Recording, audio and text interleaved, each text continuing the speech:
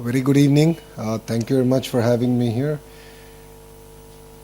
I would like to specifically thank the Honorable Minister Andrew for spending almost a better half of a day with me and sort of welcoming me and explaining to me how Australia works, especially on the skill side of things. So really appreciate your time.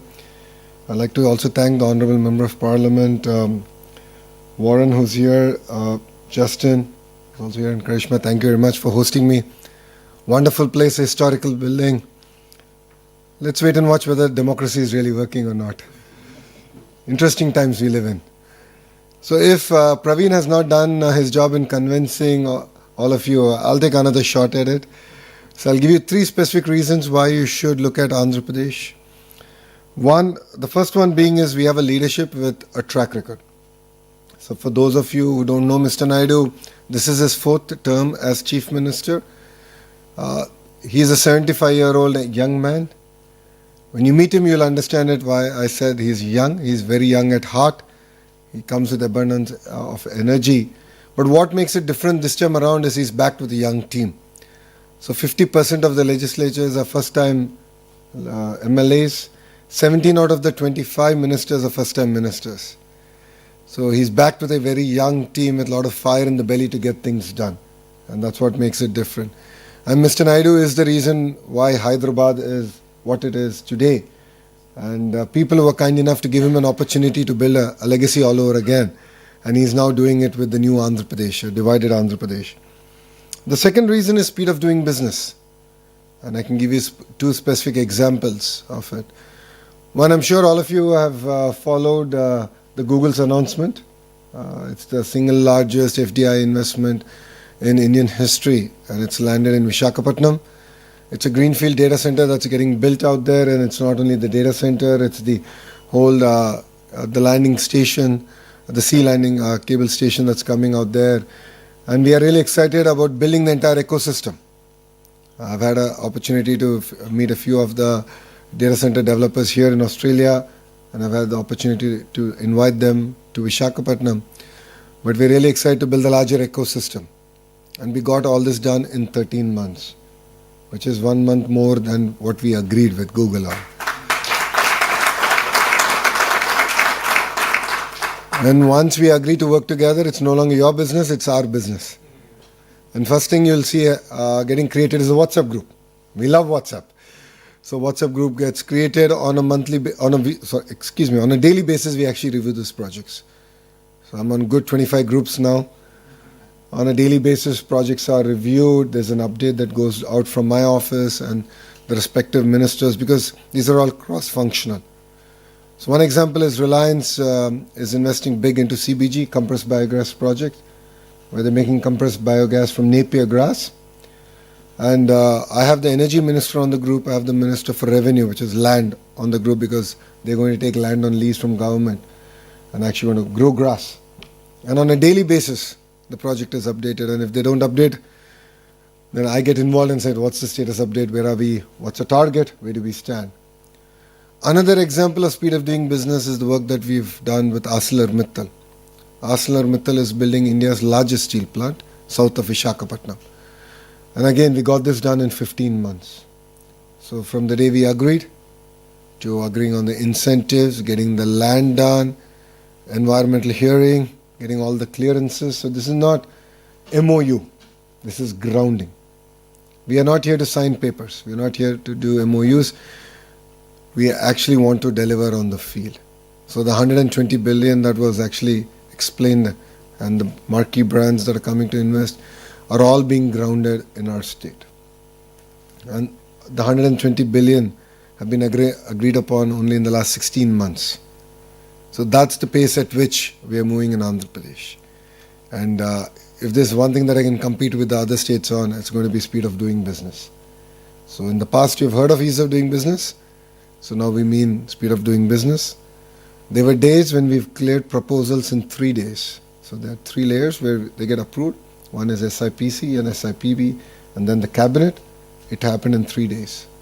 So that's the pace at which we're willing to work, and we're really excited of getting your business down in Andhra Pradesh. The third reason The third reason why you should consider Andhra Pradesh is we are a startup state. We are hungry. We are eager to get things done. And we can get things done as of yesterday. And as a political establishment, we are a regional party, but then we have national interests at heart. So we believe that we can positively influence policy at the federal level, which I believe which is good for the nation. And in the whole process, Andhra Pradesh has the first mover advantage. And this is not the first time we're doing it. We have done it in the past with privatization of airports, deregulation of the telecom sector. Mr. Naidu led the initiative around digital currency. And now we've done that in data centers. So we positively influence policy. And that's something that we can do. And that's what makes us very unique and different from other states. I'm sure quite a few states are eyeing for your investments. And I think it's very good. I always believe that if states compete, India wins. And that is the new India that we're talking about. And it's exciting times under the leadership of the Honorable Prime Minister Shri Narendra Modi ji. Delivering the $30 trillion target will be done. No second thoughts about it. And in the process, Andhra Pradesh will be a $2.4 trillion economy. And as a state, we are leading a lot of the initiatives of Government of India from the front. So I'll give you an example. Labour reforms. We are specifically asked by Government of India whether we can spearhead. Out of the 9 reforms, we got 8 of them done in 15 days. 1-5, not 50. So we got it done. And the other one in the next cabinet, we're going to actually clear it. So we are leading from the front in terms of reforms. And Mr. Naidu believes that we should support reforms because that's the only way we can remove the shackles of bureaucracy on the state growth and governance. So that's what makes us very unique. I think these are 2 clear examples I've shared. And I love Visakhapatnam. For people who are familiar on the Indian territory, if Bangalore were to marry Goa and have a child, that will be Visakhapatnam. It's best of both worlds. It's exciting space. The greater Visakhapatnam economic corridor is slated to be a $1 trillion economy. So we are already planning for it. After the announcement of Google, there's so much of excitement, energy that has come in. And we've already started working on the greater economic region, planning all the hard and soft infrastructure that needs to come in, because we don't want to have the same trouble that our neighbors are having today. So it requires a certain amount of visionary leadership that, of course, we already have. And it's Mr. Naidu who's leading it from the front.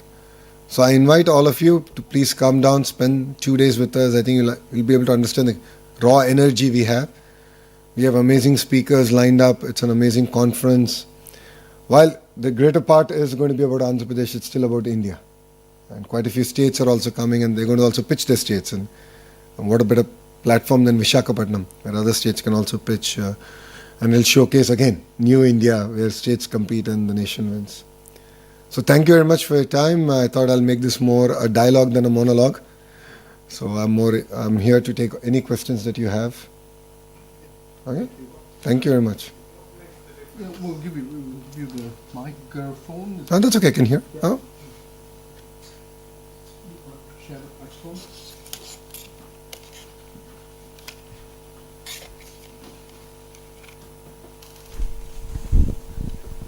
Thank you. Sorry, I'm Shravan Kumar. How are you? Great. Yeah, so what makes the difference from the past government to yours? Because the pain I had personally with the investment, so-called, with the previous government, and then I lost my father, being fighting with legally, politically, everything. What makes the difference with your government then? Well, people have spoken. We won 94% of the seats we contested. Yeah. It's a clear mandate given to us to create jobs. And we actually we made a promise that we're going to create 2 million jobs in 5 years. Yeah. It's a very bold promise, and that's why I'm here. That's what brings me to Australia. And I think day after tomorrow, the Honorable CM is going to UAE. We've done roadshows in Singapore. I was in London. We've done some very exciting work there. But see, one thing if you notice is that yes, there was a little bit of pain in the last 5 years, but the policies that we created, or companies that landed in Andhra Pradesh between 14 and 19, Kia and few others, though they had challenges, but none of the incentives or the policies that we came could be overturned. Because whatever we do, the policies that we come out, have a strong institutional framework that stand the test of time and politics. So this is Mr. Naidu's fourth term. It's not his first term. He's a very seasoned politician. He understands the importance of system policies and ability to implement them. So if you've seen it in the past 10 years, 9.5 years of his, between 1995 to 2004, and then 14 to 19 and now, it comes with strong backing and policies. So that's what really helps. And the mandate is clear, 94%. I mean, it's with a lot of humility we take that, and we are here to deliver on our promises, which is to create jobs. And in the process, we'll end up creating a vibrant economy called Andhra Pradesh. Thank you.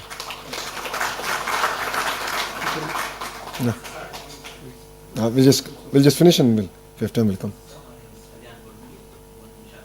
Huh?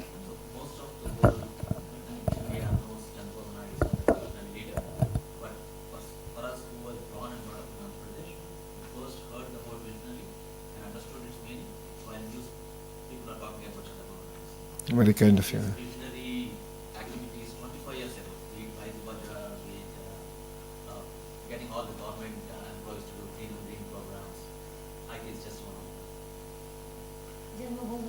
As well as, he was being criticized a lot at that time for getting a gold club. He still is being criticized. Okay, that's, it's visionary's job to lead from the front, while critics will criticize, yes. And that's what made Hyderabad what it is. Yep. Very excited, sir, that because he's back with this next generation. My question to you personally, sir, is how do you keep up with managing your bosses and your father's expectations? Do you think you can outperform this expectations? It's a good question. Oh my God. I think I'll lose my job by the time I go back to Andhra Pradesh if I answer that question. So Mr. Naidu is an impatient politician. We jokingly say that if he can carry 10 kgs, he'll give you 12. If you can carry 12, he'll give you 15. So he ups the bar, but that's what makes it really exciting. And that's why you see a lot of youngsters working for him. And he mirrors the energy and the commitment that the Honorable Prime Minister has for the nation. And there's this new term called double engine sarkar, which is double engine train government in India. It's called double engine government. That means it's the same government in the state and in the center. I say we have a double engine bullet train sarkar, which is 2 engines bullet train government. Because you have Mr. Naidu and you have the Honorable Prime Minister. They bring raw energy and passion. Both of them are 75 years old, but you don't see that age on them. But we're leading from the front, and that's what makes it very unique and exciting. I think it's very difficult to live up to the expectations of Mr. Naidu because it's a moving goalpost. The closer you get, keeps going. But it's a very rewarding experience. I've been working with him now for almost 12 years. I've joined his team in 2013, 12, 13 years now. It's been an exciting journey. It's been extremely rewarding because all the hard work is now paying off. An example of it is Google. We bought Vizag from being a old steel city to now a data city of the world, and bringing Vizag on the global map in terms of data connectivity. And this is just the beginning.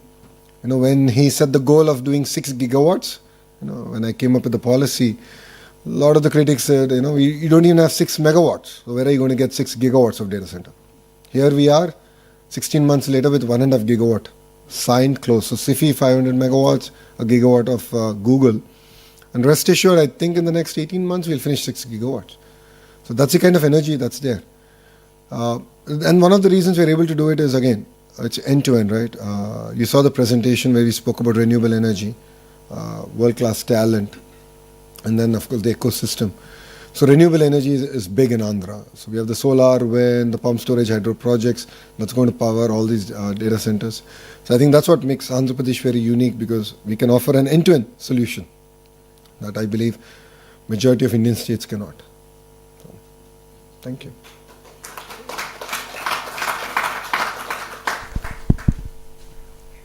Not sure if we need the mic. Thank you. That was a lovely presentation to all of you. And thank you for addressing everybody. My name is Hemant Babbar. I'm with the IBC. Sir, firstly, congratulations on the $15 billion you've scored from Google. I hope that's just a start. You've been here for, some time now. Yeah, 2 days. 2 days is pretty good. Actually, 24 hours. 24 hours, okay. Look at the time from I landed to where I am now. So, Have you rested at all? well, I hope. Where do you see, in your opinion, Australia contributing, Australian businesses entering into Andhra Pradesh with what you've seen so far? And where do you see those opportunities aligning between the two countries? I think that's a very good question. If you look at sectors like skill development is one sector that I saw there's great opportunity. Education, again, a lot of work that we can do together. Mining is a sector, of course, it's a natural sector for both Andhra Pradesh and Australia to work together. Parallelly, I've seen agri-tech as one of the areas that we can possibly collaborate. Today when I had a lunch with a few of the CEOs, one thing I said in agriculture is it's not just about wheat and corn. There's a lot more innovation that we can do around horticulture, sectors like mushroom, which today don't exist in Andhra Pradesh. So agri is a very, very big sector for us to sort of focus and collaborate. You do have a vibrant startup ecosystem. That's one thing. Through the Ratan Tata Innovation Hub, we can sort of collaborate, and India is an amazing launch pad in that sense. So these were a few of the sectors that we thought we can start working together on. Renewable energy, of course, is very something that we can build on. You have an amazing education system here around it. So sharing with the Honourable Minister here that green molecules, so taking renewable energy to green molecules is going to be very, very important for us as a state. So that's another area that we can collaborate. But I think the Economic Development Board shared opportunities around automotive, space, defense, drone, compressed biogas, aqua, quantum computing, pharma, medical devices manufacturing, steel. Now Russia is also investing big with their acquisition by Rusal of an alumina refinery in Andhra Pradesh, which is going to bring upstream and downstream industries also coming in. So I think Andhra Pradesh in that way is opening up across sectors, and that's what will make us very unique compared to other states in India. Thank you, sir. Lovely. Thank you. It's a very long answer for a short question. Welcome to Thank you. Welcome to Australia, sir. My name is Vish Vishwanathan. I am from Australia India Business Council, working with Mr. Irfan. As we have industry chapters. I'm very proud to lead this chapter called Make with India, encouraging Australian companies to make with India. It is basically implementing Prime Minister's vision of Make in India. So we want to implement that in Australia. So definitely it's a very welcome, that your visionary program for Andhra Pradesh.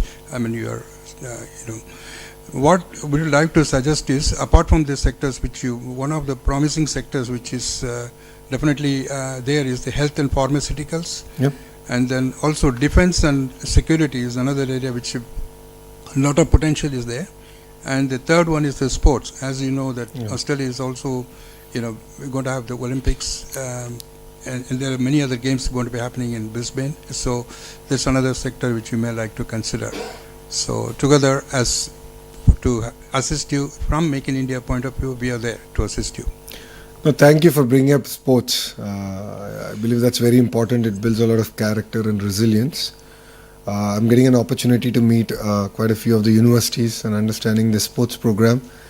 A few of them who are very specialized on sports, and I'm looking at actually bringing them to Andhra Pradesh and trying to build the entire ecosystem. Because as you know, India is predominantly about cricket, and we want to go beyond it. And that's one area we are looking forward to collaborating.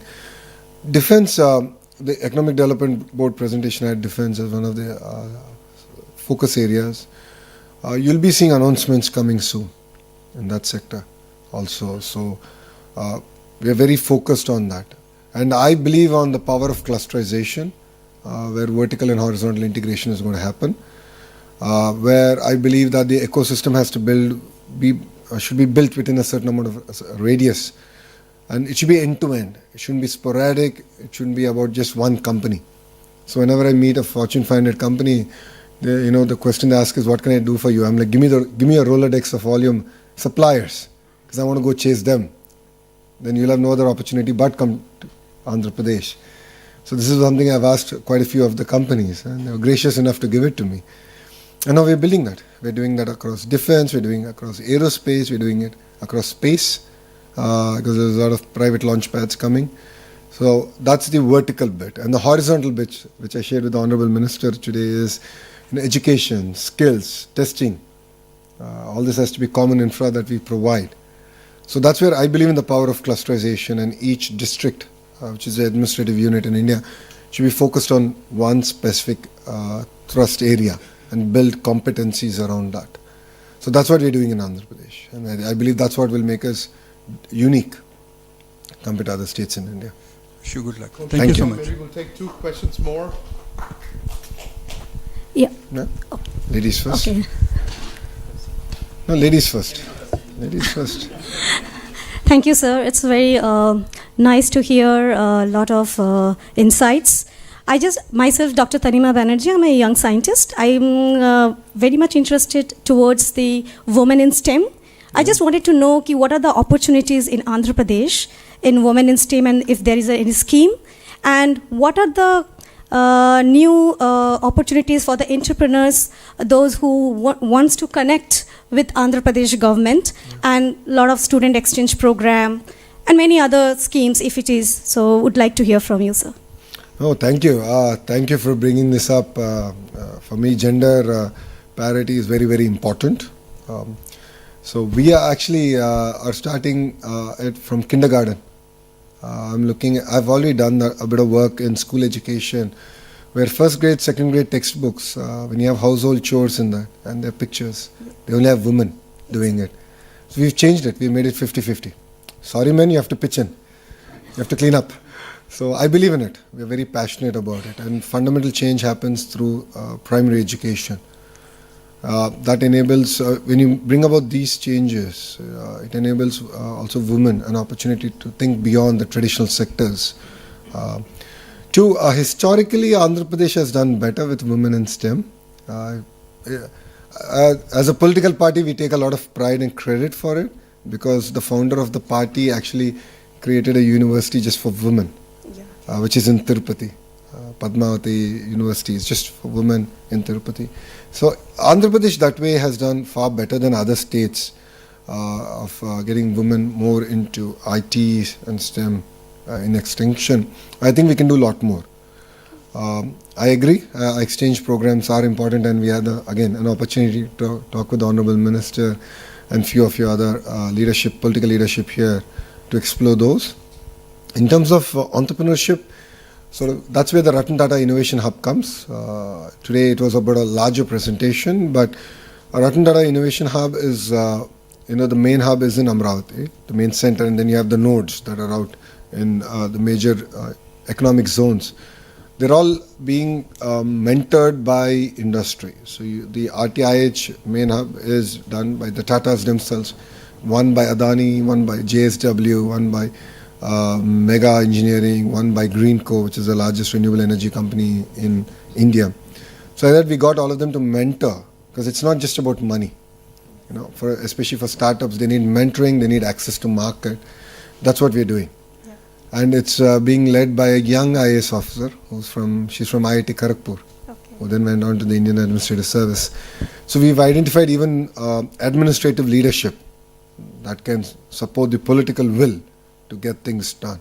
So we have aligned that. So with the Ratan Tata Innovation Hub, it's just the beginning, because I think we're a month old in RTIH, but we have a clear trajectory in terms of what we want to deliver.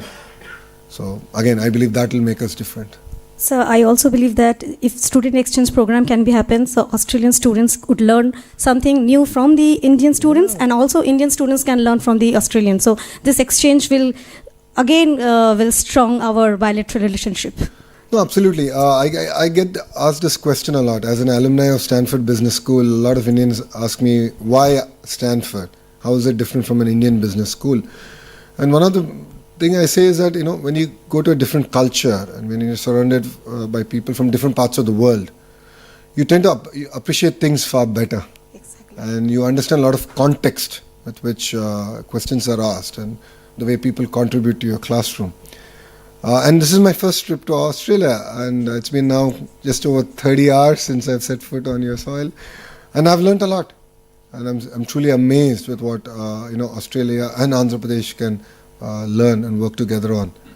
And on that note, I would also like to thank where's Calvin? There he is. I would like to thank Calvin and the leadership here in Australia for having me down. Honestly, if not for you, I wouldn't have made it this far. But I think, they've really curated an experience. And I was actually asking my team, does India do this? Do we have a similar program?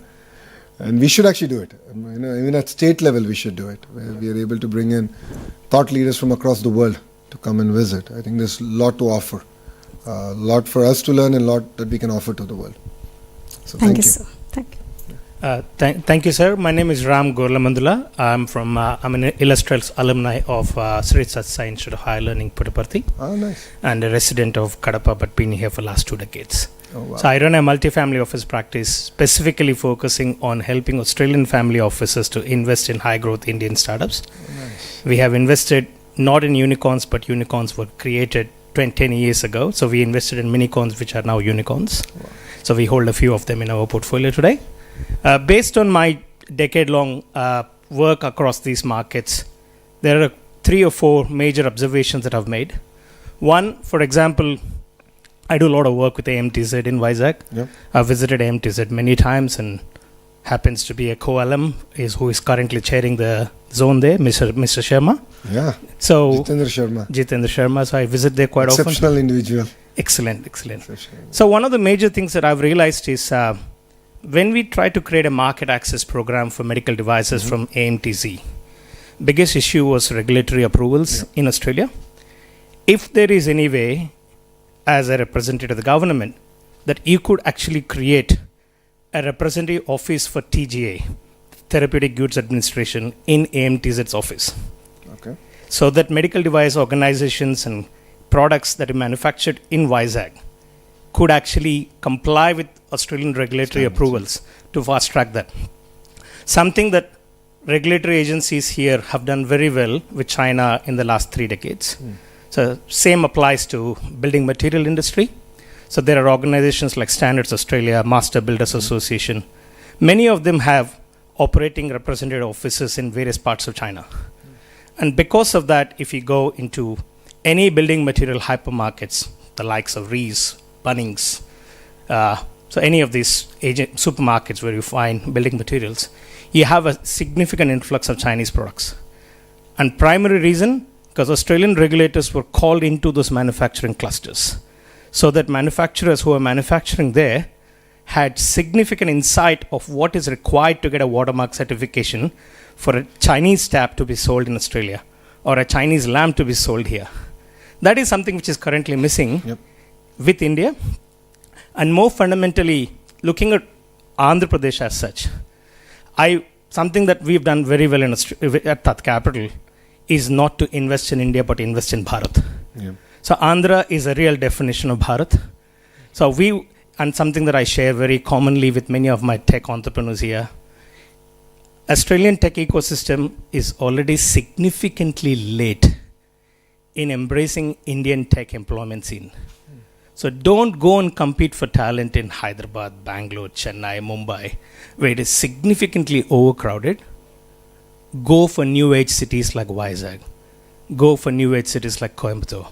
So on that note, may I be bold enough to ask you, sir, that you put a reference white paper in front of the government to say that to create an Andhra Australia Global Capability Center as a single center of excellence for all Australian technology companies to have a global capability center out of Vizag, so that every Australian company is based in a single city, and all these technology companies who are significantly late entrants compared to the Fortune 100 companies out of America are possibly discovering talent out of Bharat rather than hunting for talent out of India. Thank you. I think two specific asks. One, AMT said is a great example of vertical integration and the cluster approach, right? So we got the vertical bit down. Now I have to work on the horizontal, which is the entire skills, the education, and of course testing, certification, and that's something that we take strong feedback on. The same initiative we need to do in the aqua sector and various other sectors. So I'll work with my counterparts in the Australian government, and we'll put out a paper out there, and we'll figure out this journey together. And that's something that we're going to do. Competing with other states, I think I'm doing a half decent job. I'm getting called names for doing it, but that's okay. I mean, again, I come back to the point that if states compete, India wins, Bharat wins, and that's new India. So it's competition is very good. As long as it's healthy, I think we can take the country forward. Makes us sharper, makes us hungrier, and states that are complacent will end up losing. And Andhra is not going to be one of the complacent states. If you know Mr. Naidu, and you know him better than me, so he's not going to let us be complacent. So my father rolled out Janmabhoomi and Aksharashmi from the ground. He's a college principal. Oh. Unfortunately, he lost his college in previous government when they took away the government-aided program. So you're a victim. Okay. So our family has been a main funder of the college for more than 45 years in the village. The aided. Yeah. So we now have a building with no teachers to teach. I understand. Yeah. That's one thing we couldn't stop. Unfortunately, I mean, policy was actually done before we actually ended up in. So thank you very much. I really appreciate all of you coming. Give a round of applause. I know it's Diwali, and thank you very much for coming here. I'm sure you have to go back, be with your families. I think we'll do it offline. I think a lot of people have to go home. And just because I'm away from my family doesn't mean I take you away from your families. So I think it's very unfair. But happy Diwali, and thank you very much for having me. To the Indian Consul General, thank you, sir, for joining us. He's been a great supporter of Andhra Pradesh. Sir was kind enough to be part of the Telugu diaspora meeting we did yesterday. And I think yesterday's event shows raw energy and passion that Australia and Andhra Pradesh can do amazing work together. So I take your feedback loud and clear. I'll take your contacts from the partnership that we're going to forge here. And I'll be in touch, and I look forward from hearing from all of you, and I look forward to hosting you in Visakhapatnam, which is Yeah, and Visakhapatnam is a product of. Thank you. So Krishna, you're coming down. That's clear, right? It's an offspring of Bangalore and Goa. I'm from Kerala, so probably a little bit of. Thank you very much. You all, Jai Hind. If I can hold you back here, Arnaji, a small token of thanks and appreciation, a lot of thank you. respect and love from all of us here. Actually, here all my Telugu Sandhani team is here. We do the Ganesha festival every year from last 12 years. It is on behalf of Ganesha team, and wishing you all the best to remove all the hurdles and bring best out of you. Next time I'll send you